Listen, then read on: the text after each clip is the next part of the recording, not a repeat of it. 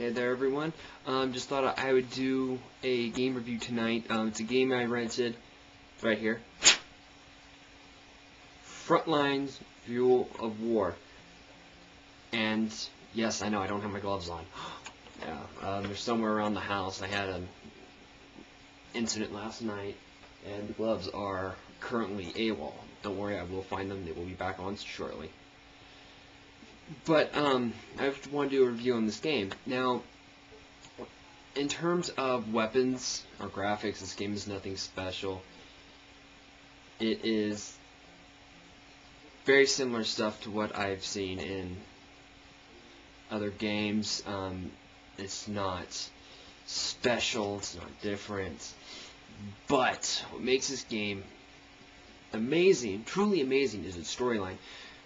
The story is pretty much about a World War III. What happens is the world finally hits an oil shortage, and countries start pulling George W. Bush tactics and fighting over oil. Which, you know, it's kind of scary. If George W. is the first one to start this, maybe he's not such an idiot. Maybe he sees what's going to happen. Uh-oh.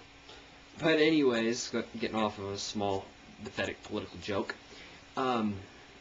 Wow, political joke was George W. It's interesting. But anyways, before I get completely off topic here, you play an American group of soldiers whose mission is pretty much to take enemy facilities, blow the hell out of them, and to try to secure resources for America. It's, you know, a very interesting, story in that, it's a believable one. Assault rifles, shotguns, sniper rifles. This isn't some futuristic blaster with lasers. It's very believable. It really is. And that's what I think makes it so interesting. The weapons are pretty well done, except for one. The sniper rifle. I hated this weapon. It was a terrible weapon. If you were to fire at someone, instead of hitting your target, wherever you're going with recoil is where it would actually hit. So say I'm shooting straight and it recoils up here, the bullet's going to hit up here. It's not going to fire. The rifle's going to move, but the bullet's not going to go straight. It doesn't work like that. I was really upset with the sniper rifle. Considering I love being a sniper, there's some missions where, you just have that beautiful shot. It's like almost like you're out hunting deer. You're about 300 yards away. You have a clean headshot. You're zooming right in, right to the side. But because of how the system works, if you aim for the head, you're going to shoot over it. You need to aim more down towards the chest and ribs.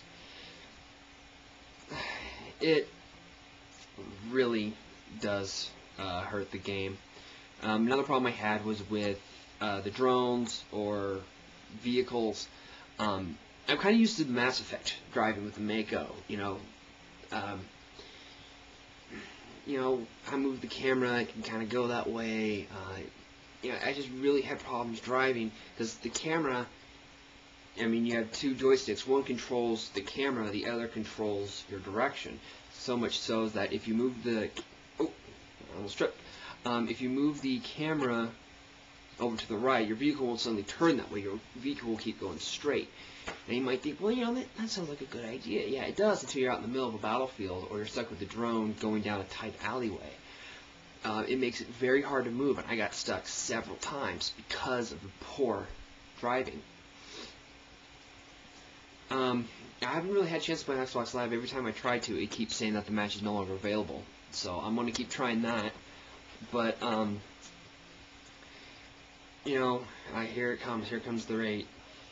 1 to 10. What do I give this one? I actually give this one a 7. Now, I know that this was a highly anticipated game, and it is actually very good. It's at least a must-rent, but graphically I was not surprised. It's not really anything different. It's not anything new. I've seen all this same stuff done in games like Mercenaries or Black for the PlayStation 2. I think that's all it really is. It's just Mercenaries mixed with Black, polish on the graphics just a bit, and you have Frontline Fuel of War. Now, both Black and Mercenaries were very fun games, but you know what? For $64, I'm not going to buy just a cheap remake of them. Frontlines is definitely a must-rent. I will say that.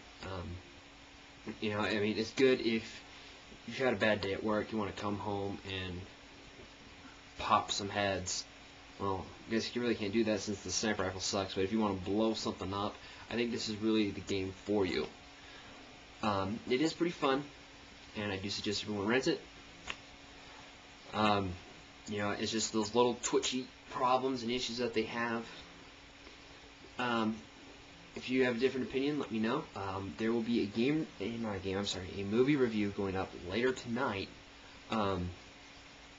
It's a personal favorite of mine, but you guys are going to have to wait and see that review for later. So, see you on that one.